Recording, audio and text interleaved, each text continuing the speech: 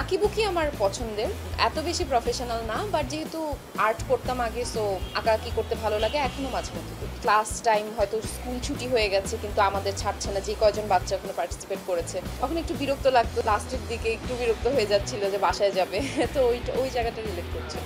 আমি ছোটবেলায় কচিকাঁচায় আর্ট শিখতাম। কমিক্সের প্রতি আমার অত বেশি ঝোঁক ছিল না, বা কমিক্স আঁকার প্রতি, কিন্তু আমি সবসময় ক্লাসে দেখা যেত অনেক ডুডল করতাম, বিভিন্ন ক্যারেক্টার আঁকতাম আর কি। আমার নোটসের চারপাশেই বিভিন্ন ক্যারেক্টার্স থাকতো। আঁকিবুকি আমার পছন্দের, বাট এইটাতে আরও অনেক বেশি, শুধু আঁকিবুকি দিয়েই না, ক্যারেক্টারটা আসলে আরও অনেক ডেপথের ক্যারেক্টার, আরও অনেক প্রফেশনাল যারা অ্যাকচুয়ালি কমিক্স আঁকে তারা বুঝবে যে প্রত্যেকটা মুভমেন্ট তাদের বারবার করে আঁকতে হয়। এত বেশি প্রফেশনাল না, বাট যেহেতু আর্ট করতাম আগে, সো আঁকাআঁকি করতে ভালো লাগে এখনো মাঝে মধ্যে।